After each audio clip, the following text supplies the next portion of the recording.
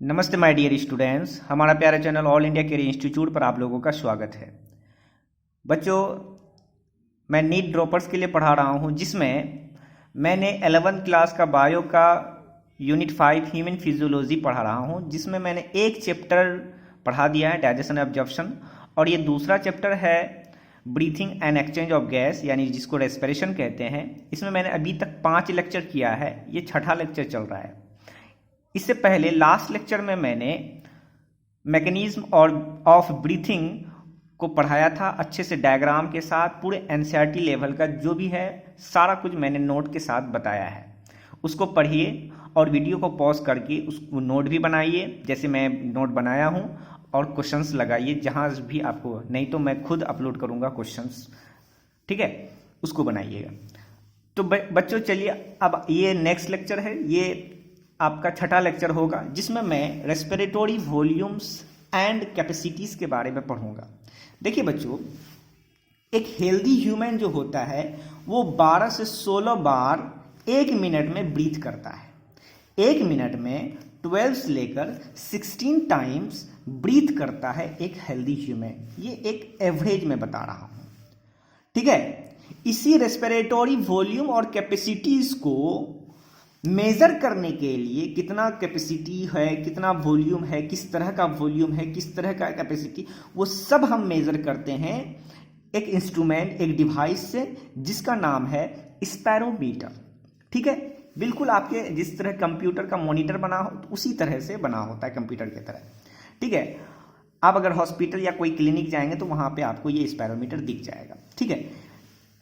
Screen में जो graph के तरह रिप्रेजेंट, ग्राफिकली जो ग्राफ के तरह जो बना होता है स्क्रीन में, उस ग्राफ को हम स्पैरोग्राम बोलते हैं। ग्राफ को, जिस ग्राफ से हम देखकर पता लगाते हैं कि कौन वॉल्यूम कितना तक गया, नहीं गया, उस ग्राफ को हम बोलते हैं स्पैरोग्राम। और ये ग्राफ जिस डिवाइस में बनता है, जिस मशीन में बनता है, उसको बोलते हैं, उस मशीन को, उस डिवाइस को स्पैरोमीटर कहते हैं। क्लियर? अब हम भी जरा जाने कि वो जो ग्राफ है, उस ग्राफ से कैसे पहचानते हैं कि कहाँ पे क्या है, नहीं है, ठीक है। कैसे हम वॉल्यूम या कैपेसिटीज को पहचानते हैं। देखिए बच्चों, ये मैंने ग्राफ बना दिया है, इस ग्राफ को ही स्पैरोग्राम कहते हैं, ठीक है बच्चों। इधर मैंने वॉल्यूम, लंग्स का वॉल्यूम लिखा है, इधर लंग्स की capacities, lung volume, lung capacities, ठीक है। इधर कैपेसिटीज के बारे में बताया, इधर मैंने वॉल्यूम्स के बारे में बताया। देखिए बच्चों, जब आप नॉर्मल ब्रीथिंग कर रहे होते हैं, नॉर्मल सांस लिया छोड़ा, सांस लिया छोड़ा, सांस लिया छोड़ा, तो वहां पे ये वाली ग्राफ, ये जो छोटा ग्राफ दिख रहा है आपका, ये यहां से यहां तक, ठीक है, यहां से ये मैंने एरो दिखा दिया है। जब आप नॉर्मल ब्रीथिंग कर रहे होते हैं, हवा को, एयर को अंदर लेते हैं छोड़ते हैं, लेते हैं छोड़ते हैं, तो उतने ही वॉल्यूम को, जितना के बराबर आप नॉर्मली आप ब्रीथ करते हैं, जितना वॉल्यूम अंदर होता है, मतलब एयर जाता है और आता है नॉर्मली, उतने ही वॉल्यूम को टाइडल वॉल्यूम कहते हैं। और टाइडल वॉल्यूम लगभग 500 ml के बराबर होता है, यानी आप 500 ml के बराबर ही नॉर्मली ब्रीथ करते हैं, मतलब एयर को अंदर या बाहर करते हैं। क्लियर? अब आता है, अगर आप फोर्सली एयर को अंदर ले, जोर से एयर को आप अंदर लेते हैं, अंदर इंस्पायर करते हैं, तो अब अगर जोर से, तो ये हुआ नॉर्मली, नॉर्मल आप कितना लिया, 500 ml आप लेते हैं और छोड़ते हैं, ठीक है। इसके अलावा अगर आपने फोर्सली जोर से सांस लिया, मतलब आपने एयर को अंदर किया, तो आप अगर जोर से सांस लेंगे, एयर को अंदर करेंगे, तो उसी को हम बोलते हैं इंस्पिरेटरी रिजर्व वॉल्यूम। मतलब आपने नॉर्मल लिया इतना, अब आपने क्या कर दिया, फोर्सली लिया, तो फोर्सली लिया तो एकदम सांस इतना, तो आप 500 ml के बराबर तो लिया, और भी आपने चूंकि फोर्स लगाया है, तो इसीलिए ये ग्राफ ऊपर की तरफ चले गया। मतलब आपने इससे इतना तो एयर जा ही रहा था, उससे भी ज्यादा एयर, तो आपके अंदर कितनी टेंडेंसी, कितना वॉल्यूम तक एयर जा सकता है, तो कहा जाता है 2500 से 3000 ml के बराबर, 2500 से लेकर 3000 ml के बराबर एयर जा सकता है, जाएगा। इतने ही वॉल्यूम को हम बोलते हैं इंस्पिरेटरी रिजर्व वॉल्यूम। तो जब आप फोर्सफुल एयर अंदर लेते हैं, जितना वॉल्यूम होता है उतने ही वॉल्यूम को इंस्पिरेटरी रिजर्व वॉल्यूम कहते हैं। जो कितना के बराबर आप एयर ले सकते हैं, 2500 से 3000 ml के बराबर। क्लियर। अब यहां पे जिस तरह आप फोर्सली एयर अंदर लेते हैं, उसी तरह आप फोर्सली एयर को कितना तक निकाल सकते हैं। तो कितना, ये हो गया नॉर्मली आप निकाल रहे हैं, टाइडल वॉल्यूम आप ले रहे हैं तो छोड़ भी रहे हैं, निकाल भी रहे हैं, तो इतना निकाला। इसके अलावा आप जब फोर्स लगाएंगे तो फोर्सली आप कितना एयर को बाहर कर सकते हैं। तो जितना एयर को बाहर कर सकते हैं आप फोर्सली, उसी को हम बोलते हैं एक्सपिरेटरी रिजर्व वॉल्यूम। तो कितना निकाल सकते हैं, लगभग 1000 से लेकर 1100 ml के बराबर आप निकाल सकते हैं। क्लियर हो गया। Inspiratory reserve volume, tidal volume क्या होता है, एक्सपिरेटरी रिजर्व वॉल्यूम कितना क्या होता है और कितना कितना होता है, समझ गए। ठीक है। अब यहाँ पे देखिए बच्चों, जब आप जन्म लेते हैं उसी वक्त लंग्स में एक तरह का नेगेटिव प्रेशर जनरेट होता है, जिसके वजह से लंग्स आपका खींचता है, जिसके वजह से आपके लंग्स में एयर भरता है। और वो जो एयर भर जाता है वो एयर हमेशा के लिए रह जाता है, वो कभी नहीं निकलता है। तो वो जो एयर जो कि हमेशा रहता है, उस एयर को अब इतना निकाल दिया, अब जैसे यहाँ से लेकर यहाँ तक निकाल, इसके अलावा और भी आपके लंग्स में एयर है ही, पूरे आप एयर नहीं निकाल सकते हैं लंग्स से। एयर फोर्सली आप एक्सपायर करने के बावजूद भी आपके लंग्स में एयर रहता ही है, पूरी तरह एयर नहीं निकलता है। अगर पूरे का पूरे एयर निकल जाएगा तो आप तुरंत डेथ कर जाएंगे, स्पॉट डेथ, तुरंत मर जाएंगे। तो हमेशा एयर रहे। तो वो जो एयर जो कि फोर्सफुल एक्सपायर करने के बाद भी जो एयर रहता है, उसी वॉल्यूम को हम रेजिडुअल वॉल्यूम कहते हैं, जो कितना के बराबर 1100 से लेकर 1200 ml के बराबर होता है, रेजिडुअल वॉल्यूम कहते हैं। क्लियर। जो नेगेटिव प्रेशर जनरेट होने की वजह से ये वॉल्यूम बनता है। हो गया बच्चों। तो ये था आपका लंग्स के वॉल्यूम के बारे में जो मैंने बताया। ठीक है। इस पैराग्राम में कौन क्या दर्शाता है वो हमने बता दिया वॉल्यूम से। अब आते हैं कैपेसिटीज। ठीक है, लंग्स कैपेसिटीज। देखिए बच्चों, सबसे पहला है इंस्पिरेटरी कैपेसिटी। इंस्पिरेटरी कैपेसिटी मतलब आप कितना एयर अंदर ले सकते हैं टोटल। तो कितना, एक तो आप नॉर्मल जब ब्रीथिंग करते हैं मतलब टाइडल वॉल्यूम, तो 500 ml के बराबर एयर तो लेते ही हैं। और जब आप फोर्सफुल लेते हैं तो 500 ml के अलावा आप 2500 से 3000 ml के बराबर लेते हैं, यानी इंस्पिरेटरी रिजर्व वॉल्यूम। यानी आप के अंदर कैपेसिटी, एयर अंदर ले जाने की कैपेसिटी टोटल कितना है, इतना है ना। यहाँ tidal volume plus inspiratory reserve volume इतना है, तो इतना है। मतलब ये देखिए मैंने ब्लैक पेन से यहाँ दिखाया है। ठीक है, तो इंस्पिरेटरी रिजर्व वॉल्यूम के अंदर टाइडल वॉल्यूम और inspiratory reserve volume, inspiratory capacity के अंदर क्या आ गया, टाइडल वॉल्यूम और इंस्पिरेटरी रिजर्व वॉल्यूम दोनों आ गया।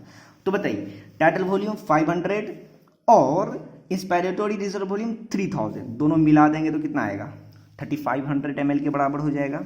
ठीक है। अब यहां पे देखिए बच्चों, दूसरा है एक्सपिरेटरी कैपेसिटी। एक्सपिरेटरी कैपेसिटी मतलब कितना आप टोटल एयर निकाल सकते थे। एक तो है कि नॉर्मली आप जो एयर निकाल रहे हैं, मतलब टाइडल वॉल्यूम मतलब निकाल रहे हैं, वो तो दोनों आता है ना इसके अंदर। तो नॉर्मली आप 500 निकालते हैं और फोर्सफुल कितना निकालते हैं, एक्सपिरेटरी रिजर्व वॉल्यूम के बराबर, यानी लगभग 1000 से 1100 ml के बराबर निकालते हैं। तो टोटल कैपेसिटी आपके अंदर कितना हो गया पूरी तरह निकालने का। तो टोटल आपने कितना निकाला, एक 500 ml तो निकाला ही, साथ ही साथ फोर्स जो लगाया इतना निकला। यानी एक्सपिरेटरी कैपेसिटी के अंदर आता है टाइडल वॉल्यूम भी आ गया और एक्सपिरेटरी रिजर्व वॉल्यूम भी आ गया। अब दोनों को जोड़ देंगे, 500 plus 1100 is equal to 1600 ml के बराबर होता है एक्सपिरेटरी कैपेसिटी। क्लियर। अब है वाइटल कैपेसिटी। वाइटल कैपेसिटी क्या होता है बच्चों, देखिए तो वाइटल कैपेसिटी मतलब आपके अंदर कितना टेंडेंसी है एयर को अंदर लेने की, कितनी कैपेसिटी है एयर को अंदर लेने की और छोड़ने की। तो कितनी कैपेसिटी है एयर को अंदर लेने की, कैपेसिटी कितनी है इंस्पिरेटरी रिजर्व वॉल्यूम के बराबर, और दूसरा टाइडल वॉल्यूम भी लेते हैं, यानी ये दोनों मिलाकर एयर अंदर लेने की कैपेसिटी है, और कितनी छोड़ने की कैपेसिटी है तो टाइडल वॉल्यूम अब प्लस एक्सपिरेटरी रिजर्व वॉल्यूम के बराबर छोड़ने की, यानी टोटल एक्सपायर और टोटल इंस्पायर दोनों मिला देंगे तब जाके होगा वाइटल कैपेसिटी के बराबर। तो वाइटल कैपेसिटी मतलब कितना टेंडेंसी है आपके अंदर, कितनी कैपेसिटी है आपके अंदर एयर को बाहर और अंदर करने की, मतलब tidal volume plus inspiratory reserve volume plus expiratory reserve volume, तीनों को मिला लगभग 4600 ml के बराबर होगा। ठीक है, अब ये है FRC। ठीक है, FRC मतलब functional residual capacity. Functional residual capacity क्या होता है बच्चों? मतलब आपके अंदर जो एयर है, आपके लंग्स में जो एयर है, उस एयर के रहते हुए आपका लंग्स जो फंक्शन में रहेगा, आपका लंग्स फंक्शन में कितना वॉल्यूम है, कितनी कैपेसिटी है, जिस कैपेसिटी के अंदर रहकर आपका लंग्स फंक्शनल में है यानी काम कर रहा है, उतने ही वॉल्यूम उतने ही कैपेसिटी को हम फंक्शनल रेजिडुअल कैपेसिटी कहते हैं। तो बताइए, आपके लंग्स के अंदर एक वॉल्यूम है जो हमेशा रहता है, वो है कौन? रेजिडुअल वॉल्यूम, जो हमेशा ये एयर निकलता कभी नहीं है, तो ये तो रहता ही है। साथ ही साथ आप जब फोर्सली एयर लेते हैं यानी एक्सपिरेटरी रिजर्व वॉल्यूम करते हैं, वो ये एयर रहता है आपके अंदर, इसको आप अंदर रखते हैं, तो वह एयर जो आपके अंदर रहता है, एक तो ये रहता है, और जब आप फोर्सफुल्ली एयर लेते हैं एयर, वो ये भी रहता है। तो इस दोनों एयर के रहते हुए आपका लंग्स फंक्शनल में रहता है कि नहीं? इसी वजह से इस दोनों को मिलाकर ही हम कहेंगे क्या?